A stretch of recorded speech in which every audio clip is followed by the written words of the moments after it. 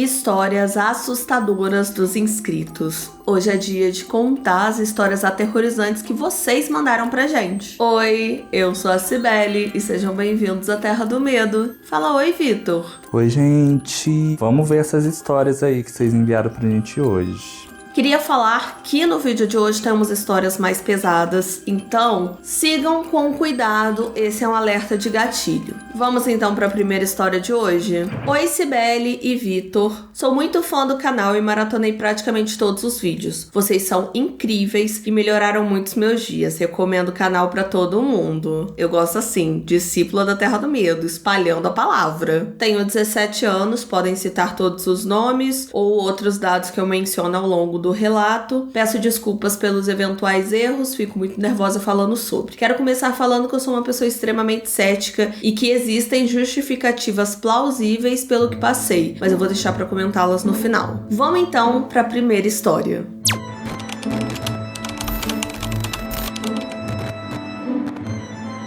Eu sempre fui uma pessoa muito apaixonada pelo terror e desde criança, eu sempre consumi o máximo de conteúdo de terror possível. Quando eu tinha ali meus 7 anos de idade, eu comecei a ter uma sensação estranha. Era como se eu estivesse sendo observada o tempo inteiro, como se alguém me seguisse ali pela casa. Mas eu atribuía aquilo a alguma paranoia que eu tivesse criado por eu assistir muito conteúdo de terror. E eu me convenci de que nada daquilo era real. Claro que eu não cheguei a essa conclusão sozinha. Eu contei pra minha mãe o que eu tava sentindo, as coisas que eu tava vendo, e aí ela me convenceu a dar uma pausa, parar de assistir esses conteúdos assustadores durante um tempo, e ela começou a passar algumas noites também comigo. Depois que a minha mãe me proibiu de ver esse tipo de conteúdo, as coisas continuaram, gente. Não mudou muita coisa, mas eu decidi não contar pra minha mãe que essas coisas continuavam. Parecia que alguma coisa me impedia. E foi a partir de então que eu comecei a ver ela. Eu vou chamar essa presença que me assombra de mulher, porque a única coisa que eu consigo saber sobre ela é que é uma mulher. Ela nunca teve corpo, ela nunca teve rosto e ela nunca se comunicou ativamente comigo. Era como uma presença. Eu não sei se vocês já sentiram isso, mas é como a gente se sente quando parece que tem alguém acompanhando a gente o tempo inteiro, sabe? Mas na verdade não tem ninguém. Eu não sei se só eu sinto isso. Eu não sei relatar com precisão o que essa mulher é, mas eu consigo relatar algumas coisas que ela já me fez passar. Bem, deixa eu lembrar vocês que eu tinha entre 7 e 11 anos quando essas coisas aconteciam, então é tudo meio nebuloso pra mim. A primeira vez que eu me lembro, eu tava brincando de pega-pega com uma amiga minha. Eu tava bem próxima dela, eu tava inclusive bem próxima de encostar nela pra brincadeira continuar, quando de repente eu olhei pro lado e eu vi a mulher. Nesse momento eu encostei na minha amiga e ela caiu no chão e quebrou o dente da frente. Logo depois disso, eu comecei a ter a sensação de que eu tava sendo seguida o tempo inteiro. E essa sensação durou direto, sem pausa, uma semana e meia, mais ou menos. Outro acontecimento da mesma época foi quando eu tava saindo da biblioteca da minha escola. Eu olhei pra frente e eu vi a mulher. Na mesma hora, um menino mais velho do que eu tinha ali meus 8 anos de idade, gente, era muito molenga. Ele passou correndo por mim e meio que me atropelou. Eu me machuquei feio e eu nunca soube quem era esse menino. E eu acredito que a coordenação da escola também não descobriu quem era ele. Depois de vários acontecimentos desse naipe, assim, de ela aparecer e alguma merda muito grande acontecer, ela foi ficando mais forte. E ela começou a aparecer no meu quarto. Nessa mesma época, eu comecei a ter uma infecção no ouvido, gente, tenebrosa, que fazia uma massa marrom meio avermelhada sair do meu ouvido. Ela aparecia longe da minha cama e me fazia ter pesadelos, apesar dela nunca interagir diretamente comigo. Até que, com o passar das noites, ela foi se aproximando cada vez mais. Eu lembro de um dia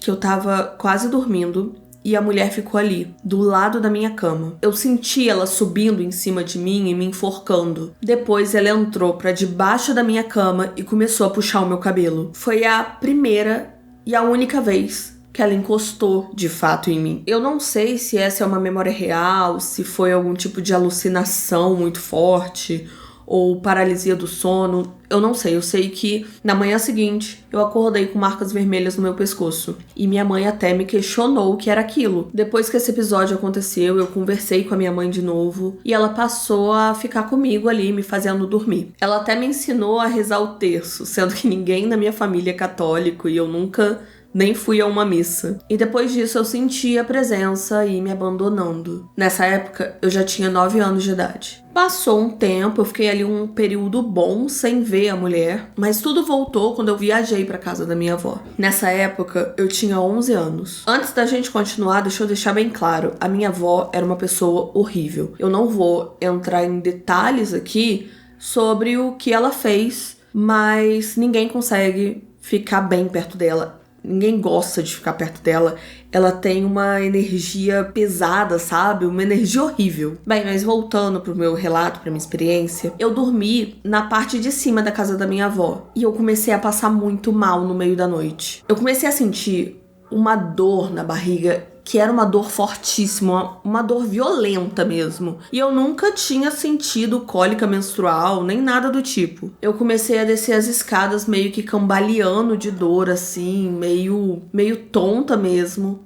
Quando eu olhei pra cima de mim e aquela praga tava lá, me olhando de cima da escada com um sorriso horroroso. Eu sentia que ela sugava a minha energia inteira e que a causa da minha dor na barriga era ela. Gente, e essa história de eu acordar com uma dor horrenda na barriga e ver ela logo depois sorrindo pra mim de forma macabra, isso começou a se repetir. Sempre foi uma dor muito específica. Inclusive, gente, ano passado rompeu em mim um cisto hemorrágico no ovário e foi do absoluto nada, sendo que eu nem sabia da existência desse cisto. Bem, agora eu vou chegar na parte dos acontecimentos recentes. Com 13 anos eu comecei a ter crises depressivas fortíssimas. Eu comecei a ter muitos problemas referentes à depressão e eu sentia uma tristeza, uma coisa ruim, assim, avassaladora. Eu faço terapia, eu faço tudo certinho e eu tento melhorar todos os dias. Quando as crises depressivas começaram, eu não estava entendendo muito bem o que estava acontecendo e, na verdade, eu nem identificava aquilo como depressão. Mas a mulher me acompanhava todos os dias, como ela nunca tinha feito antes e como nunca fez depois. Eu comecei a pensar que eu realmente estava ficando doida, que eu estava ficando completamente maluca. Então eu resolvi conversar com a minha mãe e eu contei pra ela todas as situações estranhas que eu passei com essa mulher. Bem, agora um pouco de contexto pra vocês. A minha mãe, ela foi da Umbanda durante muito tempo, assim, mas ela parou de frequentar, de ser assídua na religião. Ela nunca me explicou nada sobre a religião dela, inclusive eu nem sabia que ela tinha sido da Umbanda, ela só me contou isso quando eu contei pra ela as minhas experiências com essa mulher. Resumidamente, antes de eu nascer, a minha mãe teve um sonho com o seu guia. O guia da minha mãe contou pra ela que eu tinha inimigos espirituais fortíssimos e que ele ia tentar contornar a situação, mas que quando eu passasse dos 7 anos de idade, que seria mais difícil dele contornar essa situação. Depois dessa conversa, ela sumiu durante um tempo, né, a mulher. Eu cheguei aí uma vez num terreiro de Umbanda, mas nada além disso. Eu passei por uns momentos bem difíceis depois disso, e ano passado em específico, eu tive muitas dificuldades, assim. Eu sofri muito mentalmente. As minhas crises depressivas pioraram muito e eu acho que a principal causa disso foi a morte do meu avô materno. E é doido que toda vez que eu tenho uma crise forte, depressiva, eu sinto a presença dela. Eu sinto que ela tá feliz com isso. Eu sinto que quando eu tenho esses episódios mais fortes, ela se aproveita da situação. Ela ganha alguma coisa com isso. Eu tentei contra a minha vida no final do ano passado e enquanto eu tava ali naquela situação, eu vi ela na porta do meu quarto, mas dessa vez a imagem dela estava mais nítida. Eu sou uma pessoa bem cética e eu tendo a acreditar que tudo isso tem uma explicação lógica. As situações isoladas eu consigo explicar facilmente. Às vezes eu não sei, às vezes essa mulher é uma manifestação do meu subconsciente que tá ligada à minha depressão. Eu nunca me acostumei com isso, eu sinto pavor até de mencionar essa mulher. Inclusive, eu demorei muito para tomar coragem de contar esse relato aqui para vocês. Eu queria realmente saber se alguém tem algum conselho, alguma coisa para me dizer sobre isso. Eu vou tentar ir num terreiro de novo no final do mês e qualquer coisa eu trago atualizações para vocês. Fim da primeira história. Primeiramente, eu quero agradecer por você ter tido coragem de escrever esse relato pra gente. Eu sinto muito por tudo que aconteceu recentemente com você. E, gente, se vocês estiverem se sentindo assim, tiverem com sentimento pesado, tentem conversar com alguém de confiança. Tem até um número de suporte que você pode entrar em contato, que eu vou deixar aqui na descrição, vou deixar aqui na tela também. E quanto a isso, segundo o seu relato, eu percebi que você tem muita proximidade com sua mãe. E isso é a primeira coisa que eu queria falar com você, assim. Você falou que estava fazendo terapia, eu espero que você esteja continuando com a terapia, porque, gente, eu faço terapia há bastante tempo e realmente muda vidas, tá? Muita coisa, assim, muda quando a gente faz ali uma terapia, porque é diferente do que muita gente pensa que é só uma conversa, você vai só contar o que tá acontecendo. E não é. Realmente, continue na terapia se você tiver. E quanto a essa mulher, pode ser, sim, alguma coisa da depressão, porque ela vem te acompanhando e tem aquele peso, tem aquela coisa, parece que ela suga sua energia desde sempre, é um negócio muito doido de pensar isso, mas pode ser alguma coisa espiritual também. Eu acho que se você tem uma crença, falou que é cética, né? Mas se você se sente confortável em ir numa religião, que nem você tem a Umbanda, né? Que você tem ali mais familiaridade por conta da sua mãe, eu aconselho você ir também, que querendo ou não, é mais uma forma de você pedir ajuda. E se for alguma coisa espiritual, você já cura ali também, já vai vendo isso, porque eu achei muito doido a mãe dela ter tido esse sonho, né? Antes dela nascer, que tem alguma coisa espiritual, eu não entendo isso, se tem essas coisas de reencarnação, se já vem de outras vidas, se já vem de outro lugar, essa mulher. Mas, realmente, você falou, pode ser que tenha uma explicação lógica para tudo isso que está acontecendo, mas se você tem a opção de tentar buscar ajuda dos dois lados, tanto com a medicina, tanto com eu vou tomar meu remédio de depressão, vou fazer minha terapia, mas você também pode ter uma ajuda espiritual e você se sente confortável para isso, chuchu, beleza. Eu não entendo muito dessa questão de depressão e tudo mais, mas eu acho que pode ser alguma coisa ali psicológica realmente, e ela já, pelo menos eu acho que ela tá tentando buscar ajuda, que ela, ao falar com a mãe, sim, já é uma abertura ali que ela encontra para poder se expressar, para falar o que tá sentindo também. Isso é muito bom, é bom você ter essa pessoa de confiança, assim, essa proximidade com a sua mãe. E outra coisa, a gente não vai também expor a pessoa aqui, porque ela contou um relato muito íntimo, então a gente nem vai falar o nome dela aqui no... Apesar dela ter falado que não tem problema, né, mas... Enfim, eu a acho gente que é uma acha melhor situação não. muito íntima, muito delicada, né? Sinto muito você ter passado por isso. Tomara que você já esteja melhorando também, né? E é isso, continue buscando ajuda. Se você se sente confortável em ir no terreiro, eu acho que você tem que ir mesmo, barbariza e busca ajuda. É isso que eu falo. Ai, Cibele, uma outra pessoa que tá ouvindo. Ai, Cibele, mas eu não tenho essa proximidade com a minha mãe. O importante é você pedir ajuda pra alguém que você tenha essa proximidade, sabe? Seja uma melhor amiga, seja um parente mais distante, alguém que você... Uma professora, sabe? Eu já tive muito esse suporte, gente. Eu já fui salva por uma melhor amiga minha, numa situação que eu tava passando mais complicada. Eu já fui salva por professor, sabe? Assim, de sentar, conversar. Então, pode ser de grande ajuda. Obrigada por mandar a sua história. E vamos então para a segunda história de hoje. Oi, Cibibs e Vitor. Ela escreveu Cibibs, por isso que eu tô lendo assim. Tudo bem com vocês? O meu relato é de terror real e aconteceu há alguns anos. Por mais que não seja muito tenebroso comparado a tantos que vocês já contaram aqui, eu achei válido partilhar. Me lembrei dele assistindo um vídeo mais antigo do canal, que, aliás, finalmente chegou a minha vez de falar essa frase. Conheci o canal recentemente, estou maratonando todos os vídeos. Acho que uma vez que você entra na Terra do Medo, não tem saída. KKKKKK. Amei, gente. Somos uma seita, pelo jeito, né? Eu amo demais a forma que vocês dirigem os vídeos. Mas, enfim. Sem muitas expectativas, por favor, vamos ao relato. Mulher, tenha confiança do seu relato. Você manda pra... Inclusive, eu achei bem assustadorzinho, tá? O seu relato que eu já li. Achei bem assustadorzinho. Vamos então para a história da Tini, que é como ela pediu para ser chamada aqui.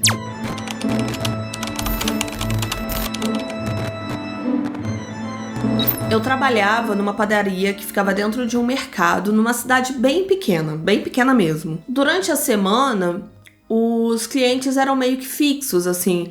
Então, todo mundo meio que se conhecia. Eu trabalhava no turno da tarde, com outros colegas também. Mas a principal, a que eu vou falar sobre ela aqui hoje, é a Rose. E a Rose, gente, ela era menor de idade na época. Apesar de grande parte dos clientes serem clientes simpáticos, que, enfim, são bacanas com você, te tratam bem, sempre tem aquele homem que vai se sentir no direito de dar em cima de você só porque você deu um sorriso pra ele. Só que, na verdade, você só deu um sorriso porque você tá sendo simpático, ele está fazendo seu trabalho, você quer um atendimento mais acolhedor. Inclusive, isso me lembra até um velho que fazia questão de ser atendido por mim. Aí ele ficava ali comprando tempo comigo, e aí ele ficava perguntando: ai, você tem namorado? Você mora sozinha? Como é que você mora? Como é que você vai pra casa? Que hora você sai? Umas bizarrices desse jeito. Tudo isso achando que eu era menor de idade. Um nojo, sério. Inclusive, a mãe desse homem, que era outra velha também, já foi pega roubando dentro do mercado. Ou seja, gente, é uma família ali muito boa, né? Muito histórico, bacana demais. Bem, a gente costumava lidar da seguinte forma: a gente sempre que se sentia insegura com algum cliente, a gente recorria a algum homem que estivesse por perto. Fosse um zelador ou um repositor que estivesse perto. Às vezes até a gente chamava até o chefe que estava lá pra ficar de olho ali, caso esse cliente retornasse também depois, sabe? Com o cliente que eu vou contar pra vocês agora, não foi diferente. Eu tava trabalhando na parte de dentro da padaria, fazendo umas coisinhas lá que eu tinha que fazer. E a Rose, ela tava trabalhando com atendimento ao público. Só que, menina, de repente, ela apareceu aflita lá dentro da padaria, pedindo pra gente trocar de posição até um homem, que eu nunca soube o nome dele, inclusive, fosse embora. Eu fui. E depois eu perguntei pra ela por que ela pediu pra gente trocar, né? Ela disse que não sabe por que ela não gosta desse homem, porque ele ficava olhando pra ela de um jeito estranho, sabe? Eu ficava encarando ela e falava com ela de um jeito estranho também. Depois desse dia, eu comecei a reparar mais nesse homem e realmente ele aparecia todos os dias na padaria. O que não seria de tudo estranho, gente, porque que nem... Como eu falei já com vocês, a maioria dos clientes da padaria eram fixos. Então, era normal, assim, que um cliente viesse todo dia. Só que o que torna esse homem estranho é que ele sempre pedia para ser atendido pela Rose. E aí ele pedia ali o café dele e o lugar que ele sentava era exatamente de frente pra gente. E enquanto ele tava ali tomando café, ele ficava observando a gente trabalhar. Ele sempre pedia especificamente pra Rose levar os pedidos dele à mesa. E ele ficava claramente irritado quando eu fazia isso no lugar dela. Tinha algumas vezes que ele se sentava na mesa mais afastada, que era um lugar que ficava mais escuro, assim. E, gente, ele ficava lá até a hora do mercado fechar. Sempre ficava, tipo, de 1 a 3 horas, direto, sentado lá esperando da hora. Em uma dessas vezes, a Rose, ela teve que levar o pedido dele. E aí eu reparei que ela tava demorando mais do que o normal pra voltar. E aí eu fui procurar ali onde ela tava, e ela tava em pé na frente da mesa dele, mas apesar dela estar em pé, você via que ela tava encolhida, sabe? Meio com medo, querendo sair dali, só que ele ficava puxando assunto com ela pra manter ela ali o máximo possível e ficava encarando ela de uma forma muito estranha. Eu chamei a Rose e na mesma hora que ela ouviu o nome dela, ela se virou e saiu correndo sem nem olhar pra trás, assim, nem olhar pra ele, veio na minha direção. Eu perguntei pra ela o que estava acontecendo e ela disse que ele estava perguntando o nome, a idade dela. E ela resolveu falar a verdade, falar que era menor de idade, pra ver se ele parava de investir nela, né, por ela ser menor de idade. Mas não, gente. Não parou. A gente resolveu sumir com ela do atendimento toda vez que esse homem entrasse pelo mercado. E isso não deixou ele feliz, ele ficou bem puto. E ele nem disfarçava, gente, ele já chegava e perguntava por ela. E aí a gente sempre respondia que ou ela tava de folga, ou então ela tava lá dentro da padaria resolvendo algum pepino. Isso se repetiu por um tempo, até que um dia, no fim da tarde, um dia chuvoso, que não tava tendo muito movimento, ele chegou e mais uma vez perguntou por ela. Mais uma vez eu repeti ali, falando que ela tava de folga, alguma coisa assim, e ele ficou com muita raiva. Ele bateu a mão no balcão falando: chama ela agora, eu sei que ela tá aí dentro, eu só quero conversar com ela, não quero nada demais não. Eu disse que eu não poderia fazer isso e ele simplesmente bufou, bateu no balcão, entrou e foi pra parte de dentro da padaria. Eu tentei impedir ele, dizendo que era proibido, que ele não podia entrar ali, que era só pra funcionários. Mas, gente, quando a pessoa quer, a gente sabe que isso não adianta muita coisa. Ainda mais quando se tratava de um homem daquele tamanho, que era grande, tanto em altura quanto em massa. Eu era maior do que a maioria dos funcionários ali, eu tenho 1,72 de altura. A Rose era bem menor do que eu e bem magrinha. E pra ajudar ali a situação, gente, nesse dia em específico, a maioria do pessoal tava de folga e na parte da padaria só tava trabalhando eu e a Rose. Quando ele entrou, eu comecei a procurar, assim, visualmente alguém que pudesse ajudar, mas o pessoal da tarde já tinha ido embora naquele horário e o pessoal da noite, eu não sei onde que eles estavam, eu acho que era troca de turno, eu não conseguia achar ninguém. Eu tive que entrar sozinha, rezando pra esse homem não fazer nada nem comigo, nem com ela. Lá dentro, eu vi que ele tava em pé na frente da Rose e ele tava apontando o dedo pra ela. Eu não conseguia entender o que ele tava falando, mas depois eu perguntei pra ela o que ele tava falando e basicamente ele tava se desculpando por ter assustado ela, mas que ao mesmo tempo ele tava falando que ele não fez nada de errado pra que a Rose ficasse evitando ele a todo custo. Engraçado que ele disse isso enquanto tava invadindo o local de trabalho dela, né? Eu tava tentando buscar alternativas ali de como expulsar ele, mas não tendo ninguém pra me auxiliar ali, pra me ajudar, o que eu podia fazer era torcer pra nada acontecer até alguém aparecer. Até que um amigo nosso, um colega nosso de serviço, eu vi ele passando lá no fundo, assim, aí eu fiz um sinal desesperado, assim, pedindo ajuda. E ele veio, e ele foi expulsando o homem, afastando ele da Rose, foi expulsando ele, tirando ele de dentro da padaria, mas ele ainda tava meio confuso com a situação. Isso tudo, gente, aconteceu em menos de 5 minutos. Mas foi muito intenso, foi muito assustador. Depois que ele finalmente foi expulso, a Rose se trancou no banheiro e ficou um tempo lá, chorando, ela tava meio que em choque. E eu fiquei sozinha no atendimento. Aí todo funcionário que aparecia, eu contava o que tinha acontecido. Depois de um tempo, o nosso chefe apareceu e eu contei toda a situação pra ele também. Dizem as más línguas que o meu chefe teve um encontro nada amigável com ele quando ele retornou ao mercado, até porque eu descobri que o assédio com a Rose não era a única coisa que ele estava causando problema no mercado, porque quando o meu chefe proibiu ele de pisar lá, ele deu um jeito de roubar a chave do mercado, mas essa chave foi recuperada depois, tipo, não teve nada de mais sério em decorrência disso, da chave, mas esse homem também era procurado porque ele ameaçou com um facão a esposa de alguém. Pelo que eu ouvi falar, era tipo a ex dele, mas eu não tenho certeza. Mas ele era procurado, ele não tinha nem que estar preso, ele tinha que estar internado, porque ele tinha algumas questões ali de saúde mental, alguns transtornos. Depois disso tudo, ele foi pego e foi internado de vez. Fim da segunda história. E aí a Tini disse: esse foi o relato, não é aterrorizante de ser lido. Não. Mas foi aterrorizante de ser vivido. A gente ficava em agonia todo dia com medo dele surgir, enlouquecer de novo ou esperar ela na saída, sempre tarde da noite.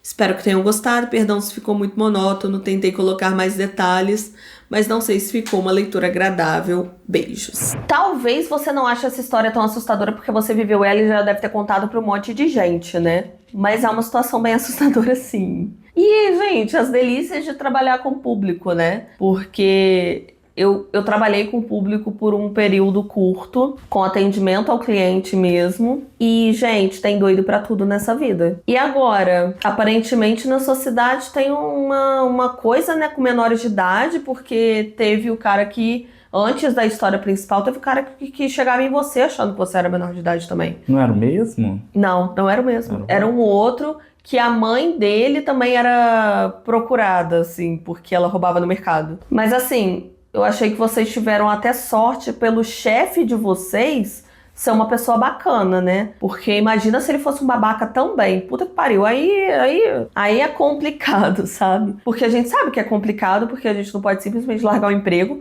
não pode simplesmente falar assim, vou sair daqui porque tem um louco me perseguindo, porque nem sempre é tão fácil. Às vezes você precisa realmente daquele dinheiro. Não vai largar, sabe? Igual ela falou, às vezes eu sorria pra manter ali, né, um atendimento mais amigável. E realmente as pessoas confundem as coisas. Aí quando a pessoa é maluca da cabeça, ela acha que aquela menina sorriu pra mim, ela quer me dar. Com toda certeza. E não, é um atendimento, você tá sendo simpático ali. Você tem que ser simpático com as pessoas. Mas, gente, que inferno que deve ser. Eu não sei o que eu faria nessa situação. E sabe o que tá com cara? Tá com cara de que ele esperou o momento certo mesmo no mercado, porque, que nem você falou, o pessoal da tarde já tinha ido embora e o pessoal da noite já ainda não tava por ali, rondando. Você viu um funcionário muito depois. Como ele já tinha costume de ir no mercado, às vezes ele observou, torna tudo muito mais aterrorizante, inclusive, né? Ele deve ter observado que o chefe, sei lá, deu uma saída, tava numa troca de turno,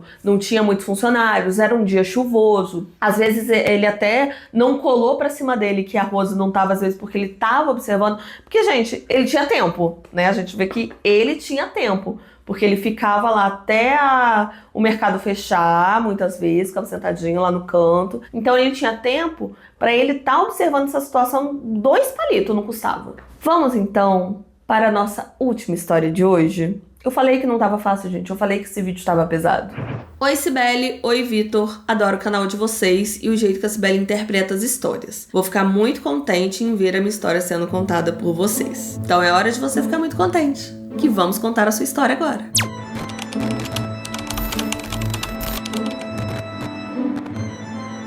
Essa história aconteceu quando eu tinha meus 12, 13 anos de idade. Eu morava no final da rua e a gente tinha o costume de brincar na rua. As crianças todas saíam, e não só o pessoal da minha rua. Crianças das ruas próximas também costumavam vir pra minha rua pra gente brincar. Uma amiga minha, que eu vou chamar aqui de Maria, ela tava celebrando a sua primeira Eucaristia e ela me chamou pro almoço de celebração e eu resolvi ir. Enquanto o almoço estava sendo ali preparado, a gente começou a contar histórias de terror, histórias de lendas, coisas assustadoras, até que o assunto chegou no jogo do compasso e alguém ali achou que seria uma boa ideia a gente brincar do jogo do compasso. O jogo do compasso, gente, pra quem não sabe, era a versão escolar, a versão mais acessível do tabuleiro Ouija. A Maria, ela não tinha um compasso e eu era a criança que morava mais próxima ali de onde a gente estava, então eu resolvi na minha casa buscar o meu compasso. Bem, estávamos ali escondidos no quarto da Maria, pegamos uma folha de papel, escrevemos o abecedário, de um lado a gente botou sim, de um lado botou não, e aí tinha uma menina que era meio metidinha assim, que ela tinha uma irmã meio gótica, daquelas que ia beber e fumar no cemitério, sabe? E ela falou o seguinte: olha, gente, a minha irmã sempre joga esse jogo e ela falou que toda vez que a gente começa uma rodada, né, começa a brincar, a gente tem que falar o nome de alguém. Todas as crianças que estavam na roda basicamente gritaram juntas o nome do Antônio e a gente gritou e começamos a rir. Só pra contexto, o Antônio era um menino que morava em uma outra rua, mas ele descia até a nossa rua só pra brincar junto com a gente. Ele também era um pouco mais jovem que a gente, um pouco mais criança que a gente, e era daquelas crianças irritantes que ficava perturbando todo mundo, implicando com todo mundo. Então, ninguém gostava muito dele. Logo, os meus vizinhos começaram a brincar. Mas eu, gente, eu tava um pouco com medo. Eu sou muito cagona. E eu fiquei de fora, só olhando. Aí começaram a fazer umas perguntas bestas, sabe? Ai, fulano gosta de mim, ciclano gosta de mim, não sei o quê. Pergunta boba, gente. E aí, tem uma regra que é: você não pode deixar o compasso cair 3 vezes.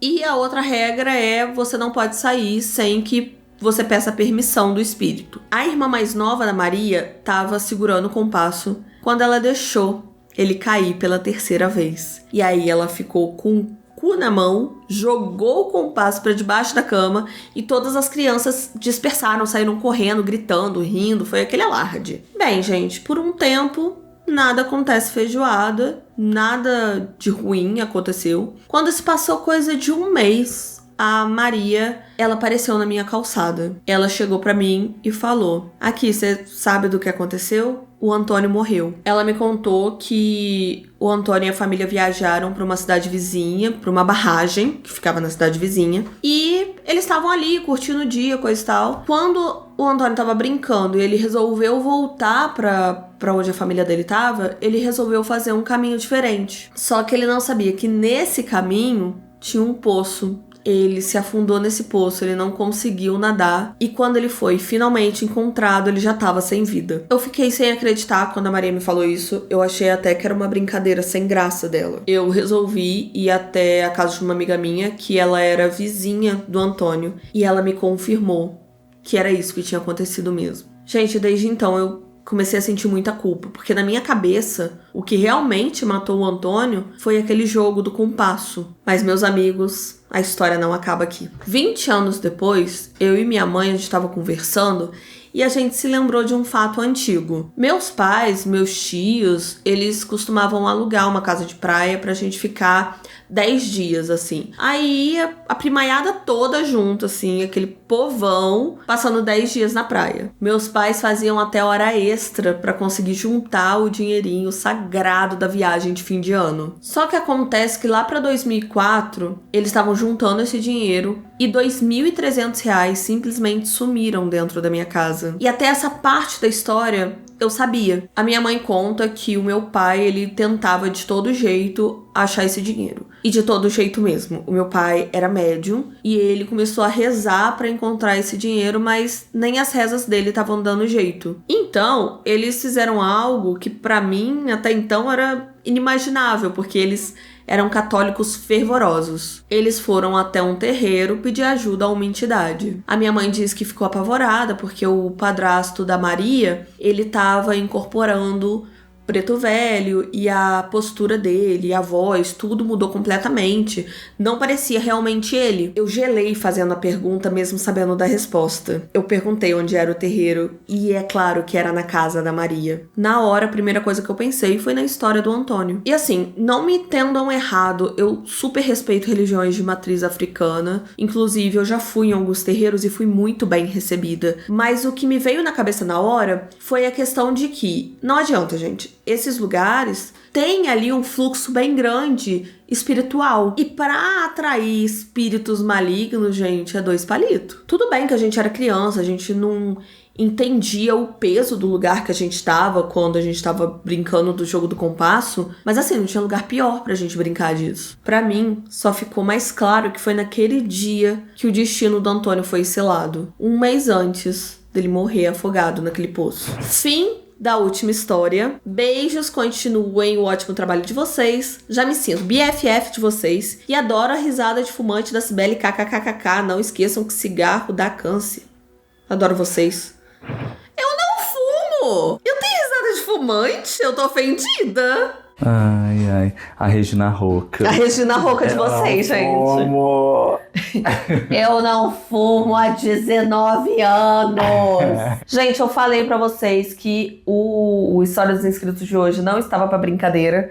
Tivemos mais uma história pesada. Pois é, gente. E assim, só me lembrei da história que eu já contei aqui algumas vezes de quando eu brinquei, né? Da brincadeira do compasso. Também foi num contexto de amiguinhos de rua, coisa e tal. E eu nunca saí da brincadeira não, tá? Tô até hoje jogando. Mas naquele dia a gente também não saiu da brincadeira, porque o dono da casa que a gente tava brincando, ele apagou a luz, então as crianças saíram correndo, coisa e tal. Mas eu, particularmente, Cibele, não conhecia essa regra de falar o nome de alguém antes de começar, não. Eu também não. Eu achei esquisito, tá? Eu achei bem estranho você falar o nome de alguém pra quê? Qual é a intenção? Ninguém resolveu perguntar pra quê, gente? Vocês não ficaram curiosas? Assim, eu acho que foi uma grande coincidência, gente. Tragédias acontecem. Eu não acho que vocês selaram o destino do Antônio. Até porque, infelizmente, essas coisas acontecem, tá? É um descuido, é 2 palitos pra criança não ser vista e tal. É um negócio perigoso. Criança é um negócio perigoso, a gente tem que ficar de olho. E eu entendi também o que você falou sobre o terreno e tal, que não é uma questão de intolerância religiosa, né? Eu acho que seria o mesmo resultado se fizesse também, numa igreja, num centro espírita, porque realmente é um fluxo muito grande de espíritos ali, né? É uma carga espiritual muito forte. Mas eu não acho que você deva carregar essa culpa, não. Acho que vocês não mataram Antônio, não, tá? Acho que foi uma coisa muito triste que aconteceu com o pequeno Antônio, mas foi uma brincadeira, foi uma coisa totalmente assim, que não tava no controle de vocês, sabe? Criança é um bicho curioso que nem... Gente, até eu já brinquei de brincadeira do compasso. Só não brinquei... Eu não. Você não, o Vitor é diferente das outras garotas, gente. Ele não mexe com essas coisas. Todo mundo já brincou? Comenta aí. Comenta aí, a blitz dos comentários no final do vídeo. Comenta se você já brincou ou da brincadeira do compasso, ou da brincadeira do copo, que tinha também a brincadeira do copo, e tinha Charlie Charlie. Charlie Charlie era mais simplista, que era só um lápis em cima do outro e ia pro sim ou não. A brincadeira do copo eu nunca brinquei só porque eu não tinha um copo virgem, tá? Que tinha que ser um copo virgem. Um copo nunca usado. Não podia ser de requeijão? Não podia ser de requeijão, não podia ser um que você toma sua aguinha normalmente, não podia ser aqueles copos de cinema que vem com um desenho. Não, tinha que ser um copo novo de vidro. Mas, gente, depois dessa batalha espiritual fortíssima que foram essas histórias de hoje, eu espero que vocês tenham gostado do vídeo. Eu vou deixar aqui 2 vídeos para vocês continuarem maratonando esse canal. Eu espero que vocês tenham gostado do vídeo. Um beijo e até a próxima. Tchau, gente. Beijo. Tchau. Beijo.